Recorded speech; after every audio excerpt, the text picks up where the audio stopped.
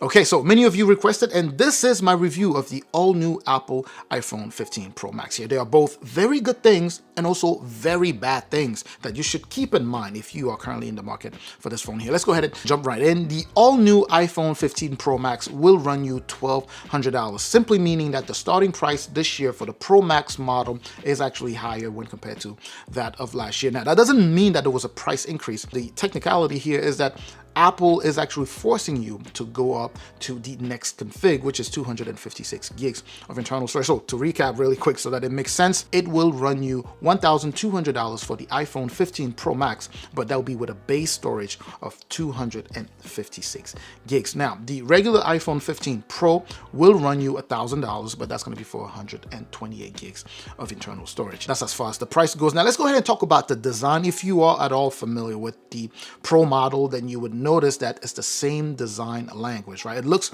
just like that of last year, but when you take a closer look at it, you will notice that there are some subtle differences, both physical but also on paper. When you compare the specs sheet, you'll be able to tell that this is an updated iPhone, right? It's essentially a newer iteration of the already familiar design that we know. You get softer edges here, right? So rounded corners.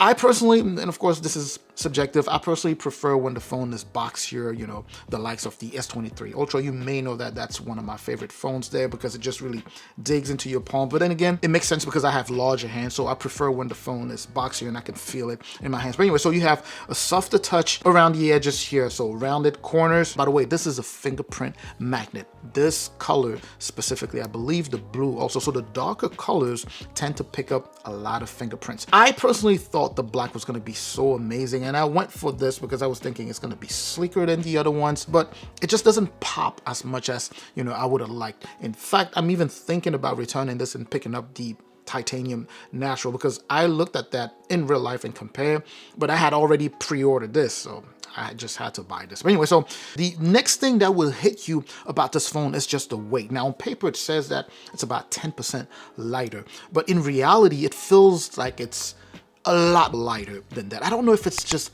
you know, psychological. You know, when you look at the phone, it looks heavier than it actually is, much heavier than it actually is. I'm not sure if I'm explaining this correctly. So when you look at it, it looks like a heavy phone. When you pick it up, it just feels off because of how light it is. And by the way, that's a very good thing, right? And titanium is known to be light. It's also known not to play well with heat. And this is a nice segue into the issue that a lot of people are having here, which by the way, I am also partially having. The iPhone 15 Pro Max is reported to experience, you know, overheating issues, right? I know quite a few people who claim that their phones keep overheating, some to the extent where it actually stops working. It tells you that you need to let the phone cool down. And I'm not talking about you go out there and you just leave it under a hot, scorching sun. It's simply from using it.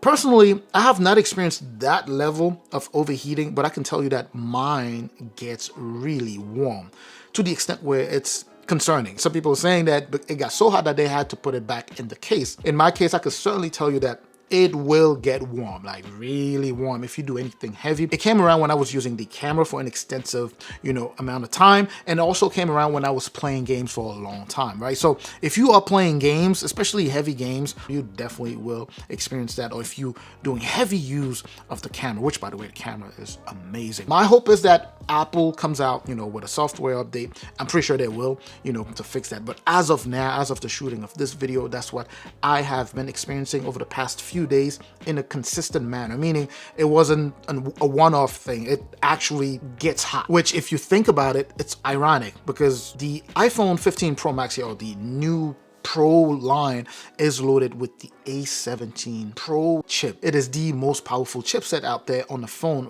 right now, right? So you have something that powerful, but then once you start tapping into all of that power, you get penalized with that heat. My hope is that they fix that. You know, I'm pretty sure Apple is on that. So going back to the design, you get a new iteration of the design that we already know. You also get additional features that we previously didn't have. The action button, right? It used to be a switch here. To those of you who have been using iPhones for a while, you would know that it used to be a mute switch button. Now you get the action button, and you get to assign a number of features to that so that you can quickly access those features. This is not something that is, you know, revolutionary or anything like that. We've seen this, you know, Android for a while. In fact, the S23 Ultra, as of now, the power button is also an action button. You could just assign a bunch of things to it. My hope was that Apple here would add maybe different ways of using the action button. Right now it's just a click. They could have done something like 2 clicks to do something else, or a long press for something else, but it's just 1 press and it's assigned to 1 feature. The other thing that we had been looking forward to seeing iPhone implement is the USB Type-C, which we now have, right? So the iPhone 15 Pro Max here, just like the 15 Pro, is equipped with a USB Type-C 3.0. So that's a faster speed than what you have on the regular iPhone 15, which is boasting a USB Type-C port 2.0, essentially the same speed as what you had with the Lightning port that we were already complaining about. On the back, of course, you have a new camera. We'll get into that in just a moment. On the front display here, you do have bezels that are slightly thinner, nothing to the level of what we had been, expecting to see. The renders, the leaks, Ice Universe, I know was pushing for some close to invisible bezels. Nothing close to that. If you own an iPhone 14 Pro Max and you were thinking about upgrading to this because of the display, I would say don't.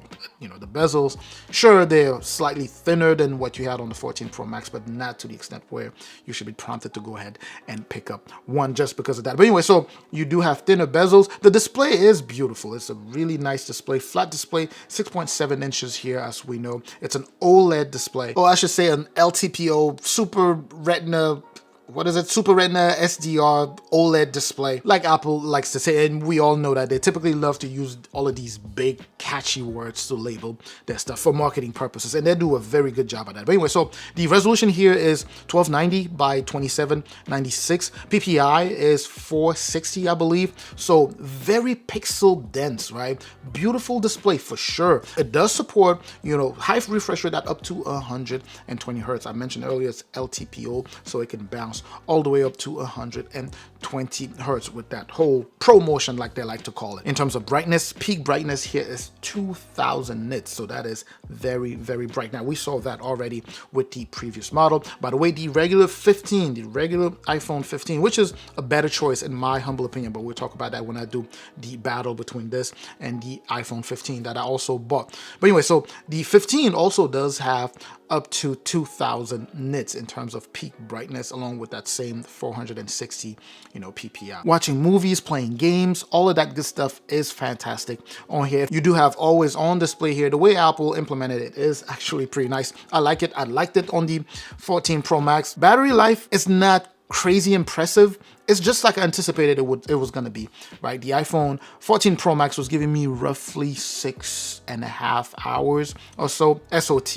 Generally, when it comes down to battery, it comes to the size, obviously, and also the way the chipset manages that, how efficient the entire thing is. And that will dictate how long the battery, lasts with you, which is why I couldn't tell you how long it's going to last with you, but I can tell you that with the 15 Pro Max here, I'm getting closer to about 6 hours. And I know some of you may say, well, you've been using the phone only for 4 days. Maybe it hasn't learned your habits and all that good stuff, which could be true. But over the years, as I've used, Apple devices, iPhones specifically, I've noticed that typically you get a glimpse of what your battery life will be like, during those first couple of days, as opposed to Samsung phones generally would take like a good week, still fluctuating up and down until it stabilizes in some level of cruise control and tell you that this is where you stand. With Apple iPhones, these are generally pretty good at telling you where your battery life is going to be like, on average within the first couple of days.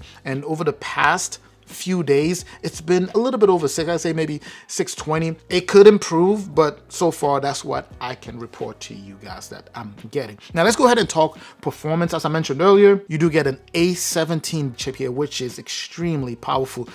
I don't like to talk about how powerful the chipset, the newer iPhone chipsets are, because it's almost redundant, right? We know they are the most powerful, but in general, the software, or at least Apple, limits what you can do with all of that power. As opposed, you will notice that I make a lot of references to, Samsung devices, because those are a lot more flexible and they offer you the opportunity to do a lot more with all of the power that is given to you in the device, right?